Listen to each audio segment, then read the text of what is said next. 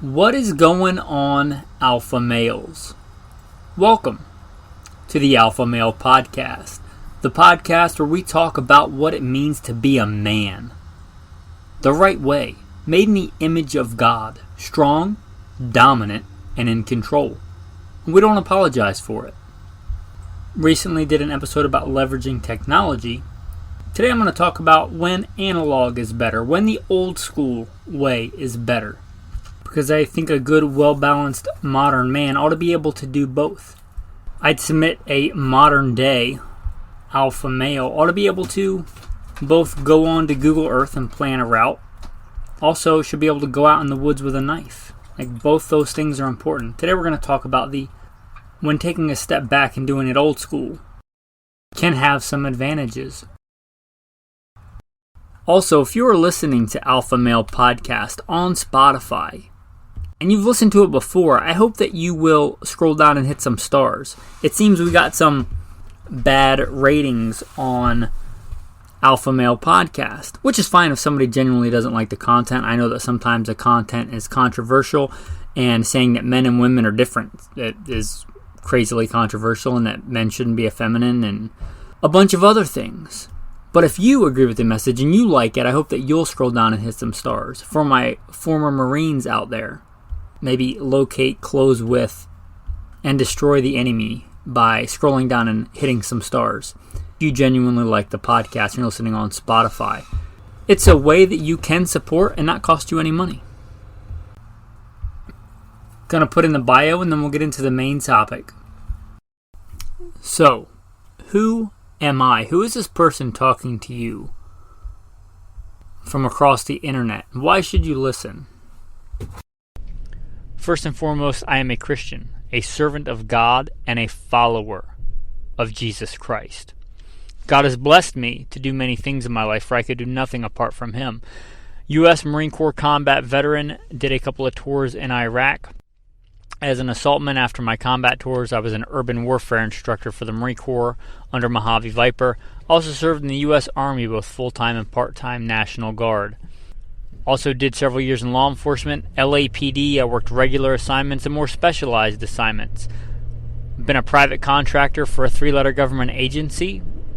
That's all I'll say about that. Been blessed to be a state rifle and pistol champion and West Coast Regional Rifle Champion. Won more shooting competitions with the talent that God's given me than I can actually remember. Was blessed to be the commander of a tactical team in a large metropolitan area. Our primary job, the reason we primarily existed, was to stop active shooters. I got the opportunity to head up and be the commander of that team. I grew up around guns, hunting and shooting and competing at a very early age. Been blessed to hunt all over this beautiful country, from whitetail on the East Coast to mule deer on the West Coast, and bear and elk and all manner of things. I've even been a professional big game hunter and guide. But again, most importantly, I'm a Christian. And I am your host, Michael Milito. Welcome to the podcast. Old school ways still have their advantages, their charm, their usefulness, their utility. I mentioned the Bible app in leveraging technology. It's a great resource. But if I have a preference, I much prefer a bound printed Bible, leather, paper that I can write in, highlight in. There's something profoundly amazing that I can hold in my hands, a copy of the words of the Almighty Maker and Creator and Sustainer of the universe. So as much as I like leveraging technology and the Bible app and the Kindle at night when my wife's trying to sleep, I really do prefer a printed Bible. Now, I'm big into shooting. I do a whole other podcast called Gunfighter Life. Recently came up in the chat. If you don't know, there's an insider chat for patrons where we talk about this kind of stuff all the time, about long-range shooting and iron sights. And one of the younger guys couldn't believe that people routinely shoot competition with iron sights out to 1,000 yards. It kind of blew his mind. I had to send him several things to show you, like, this is not only, like, done, it's it's a legit discipline. People shoot 1,000-yard iron sights all the time. It's been done for a long time. Look at the old Creedmoor matches in the 1800s. It's still a pretty big kind of competition, 1,000-yard iron sights. It certainly can be done. It was being done long before all the modern technology, long before computers. Shooting 1,000 yards is nothing new. And I think for a lot of things, iron sights are better. I also sent the tribe a thing on Simo Haya. I might be pronouncing that wrong. I'm not Finnish. But arguably one of the greatest snipers in history. He preferred iron sights even in the world of optical sights. They have several advantages. He didn't have to make himself such a large target to the enemy. They're often fast and quick to shoot. They don't get clogged up with snow or dust or things like that. And I, as somebody that has done a lot of shooting, state rifle and pistol champion, and been a professional gunfighter most of my adult life, there's a lot of merit to iron sights. Now, a lot of times I run optics. I run optics on my carry gun I have on my hip right now, but not always. There are times when iron sights are better. And that's a skill I think every shooter ought to know how to do. Shoot with iron sights. By all means, leverage technology, leverage modern optics as well, but don't give up on the old iron sights. They have several advantages. Whether it's a pistol or a rifle. Learning to be a good rifleman, I think, should include shooting with iron sights. I think that's part of being a good rifleman, and I think that's part of being a man. I think in the last couple of 100 years, being dangerous and effective with a weapon is part of being an alpha male. Being a dangerous person is not a bad thing. If somebody breaks into your house and wants to kill some people and do whatever he wants to some other people in your family, do you want to be a dangerous man in that situation? I submit you better want to be a dangerous man in that situation. If other men are showing up, don't you also want them to be dangerous? Dangerous to the evil party doing evil things? And part of that is knowing how to handle a weapon, and I think part of that should be fundamentally understanding and being able to use iron sights. Another one. As much as I like checking stuff out in YouTube videos on cool gun and hunting and cartridge stuff, and I do. I mostly like to listen. I'm not big on taking a bunch of time out to sit down and watch something, but I'll listen to the videos. But I really like old school gun magazines. The older the better sometimes. But even the newer ones. I like a printed gun magazine. Call me old school. I like sitting down, just looking at a magazine. It doesn't have to be a gun magazine. I was just talking about guns, but any magazine on anything I'm interested in. Popular science, nature, whatever it is. There's something about sitting down with a printed magazine that I really like and enjoy more than the social media stuff, more than the Instagram little bells and whistles and flashy videos. And I wanted to point something out because maybe people obviously know this, maybe they don't think about it. Long before there was a smartphone with TikTok and Instagram and Pinterest and whatever else where you could just look stuff up, YouTube, there's libraries. Libraries still exist, and if you pay your taxes, which I assume you do, because unless you're listening to this from prison, for tax evasion or something, most people pay their taxes. You pay for that. That library is a great resource. I love my wife, and that's one of the things we like to do together is go to the library. One, it's not free because your tax money pays for it, but it doesn't cost you anything extra whether you go there or not. It's a great resource. Don't forget that libraries exist. That they're a resource paid for in part by you to be used by you. And there's something nice sometimes about going and sitting down in a library. Maybe just browsing around and getting interested in something you didn't even know you might be interested in. Instead of being programmed by, let's say, the news about you should care about this thing and you should care about this thing and isn't this outrageous? Maybe just taking a deep breath and wandering around some old books in a library and saying, hey, a book on medieval siege warfare. That seems pretty cool. Let me read that for a while. I'm just throwing out random examples. Hey, there's a book on the rivers in my area. That might be handy to know. Let me read that book. Great things. So don't forget that just because you have access to a lot of technology on your smartphone, which again, I think you should leverage and use to be more efficient and effective, don't forget about going old school, going down to the library. It's a great resource. And talking about social media, I don't know how many thousands of followers or whatever I have on Instagram. But here's the thing. It's not as good. It's not the same as sitting around by a fire with a group of like-minded men. That was one of the things I really like, and I think the hunters really liked too when I was a professional big game hunter and guide. We kind of made it a point to, at the end of, even before a hunt, but especially at the end of a hunt, you sit down by a fire.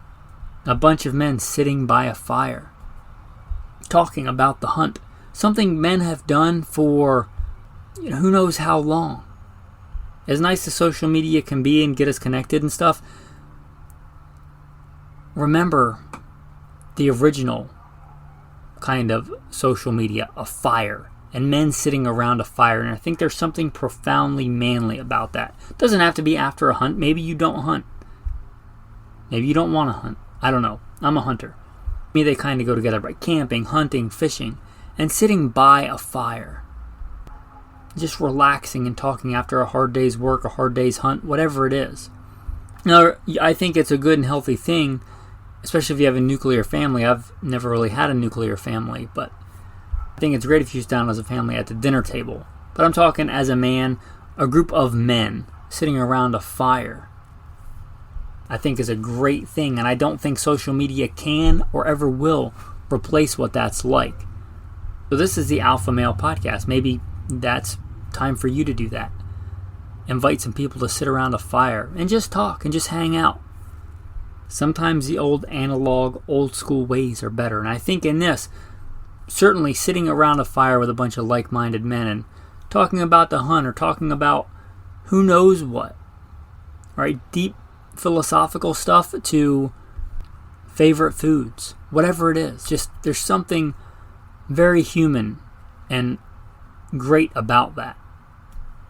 Here's another one, and maybe I'm the last of this generation, but when I went to war, when I went to Iraq, when the invasion of Iraq, waiting for the invasion to happen, this far predates the common use of cell phones by everybody. We wrote letters. And I got letters. And I sent letters. And as cool as it is to get a text from somebody that you miss or something, getting a handwritten letter, especially if you're in a nasty place that smells horrible and death everywhere, like Iraq during a war, and you get a letter from maybe a girl you had a crush on in high school or one of your buddies back home, and you can literally smell them on the letter. You open it up and know that they wrote that with their own hand, a letter to you. I don't think that texts or emails or anything is ever going to replace that. That's a wonderful, beautiful thing. When I was courting my wife, I mean, we sent many texts, obviously, but also I made it a point to write and do things with my own hand. Write notes. Sometimes the old analog ways are better. Writing a handwritten note to somebody you care about. You might even say the same exact thing that you would say in a text message, but I think a lot of times it just means more that you literally wrote it with your own hand, not punched it with your thumbs. Maybe I'm old school like that, maybe I'm unique in that, but I still think it counts for something. Now, I'm called to honor my father and mother, and I don't want to say anything bad about my father, but in point of fact, he currently does not speak to me and has not for a while. But during the war, he did write me letters, and those letters meant an awful lot to me. And I hope that those letters that I wrote during the war meant a lot to people back home as well. I hope that Marines and soldiers still do that, even though they probably have access to internet and things like that over there now. I hope that's still a thing that goes on. Mail call in boot camp during a war, just something tangible that somebody wrote with their own hands is a wonderful thing. Another one, cooking. And you might think alpha males don't cook. Alpha males can absolutely cook. Some of the best chefs in the world are men. I like to cook. My wife knows how to cook too. I'm not saying you should cook all the time or have to cook all the time, but I think knowing how to cook and cooking for people that you care about is absolutely a great thing. And I'm not big on going out to eat. I'm really not. I will every once in a while if somebody else wants to, or you have a friend that really wants to go out, but it's rare. I would much rather cook them a meal or have them cook me a meal. To me, that means more. I've told this story before, but I'll tell it again. When I started courting my wife for our first date, I asked her where she'd like to go out for dinner. She said she wanted me to cook her dinner, and I said, that's not very smart. You shouldn't just go over to somebody's house that you don't know and have them cook you dinner as a young lady. Little did I know that she had already had somebody do a background check on me. So she did her due diligence there. I guess she figured she was safe enough with my background and all that stuff that she checked up on. And I absolutely did. I made her Alfredo from scratch. I mean, I didn't milk the cow, but you get the idea. I went and got the ingredients and stuff like that and made her Alfredo. And she still talks about that. And that was one of the things I loved about my wife. She would rather me cook her a meal than go out to eat. Fantastic. And if you don't think you know how to cook, you can absolutely learn, right? Unless you burn your house down. There's not that big of consequences. It's not like if you mess it up, somebody's going to hold you down and scourge you, right? It'll be fine.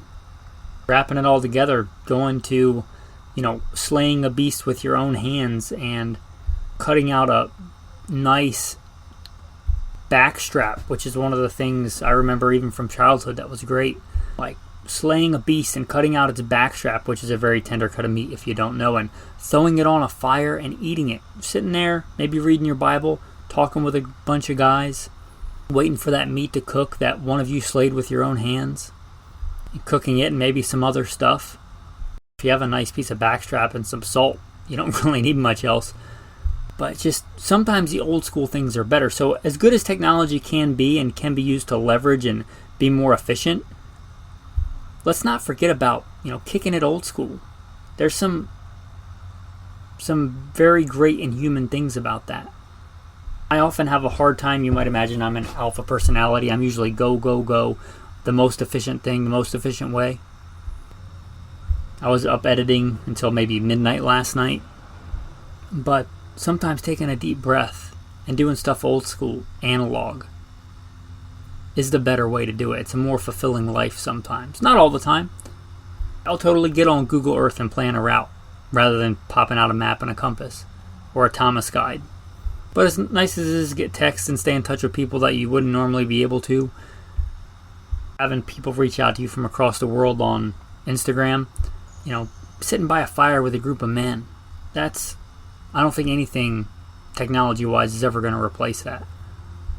So I just wanted to keep it in perspective because I talked about, the new kind of technology stuff and using it. I wanted to remind you that sometimes the old school ways, there's a lot of wisdom in that. Let's not forget the wisdom of our forefathers. It's written in the Bible, you shall rise before the gray-headed and honor the presence of an old man. Anyway, with that, the tactical tip of the day. Talked about fresh kills. Maybe you're a hunter. Maybe you're not. Maybe you're a homesteader. Maybe you just want to buy an animal whole and slaughter it for yourself to get the idea of how to do it. But 2 things I think are good to eat that first night when you kill something. And I would often do one of these especially for the hunters when I was professionally hunting and guiding. The heart. That heart is delicious. Heart and liver especially are. A lot of times that was like an extra bonus tip for being a guide because a lot of people didn't eat those. And the heart on a buffalo is a big, delicious piece of meat. And even on a deer, it's pretty substantial. A lot of people didn't want it, so I would take it. But a lot of times I would slice it up that night and make some for them as well. Taking that heart, carving it up into little slivers, pan frying that or sauteing that in some peanut oil, adding some sea salt, and if they like spicy food, maybe a little bit of ghost pepper or some kind of spicy seasoning on that. It is amazingly delicious. If thus far you've been a hunter or a homesteader or whatever, and you've been butchering animals and not keeping the heart and the liver, they are fantastic. Especially the liver. There's a lot of nutrients and stuff in there. But today's tactical tip is just a good heart recipe. Just cut it up thin. Don't overcook it. Put it in a hot pan with a little bit of oil. Sear it. And you're good to go. Again, just salt on there. A little bit of peanut oil, a little bit of salt. That's fantastic.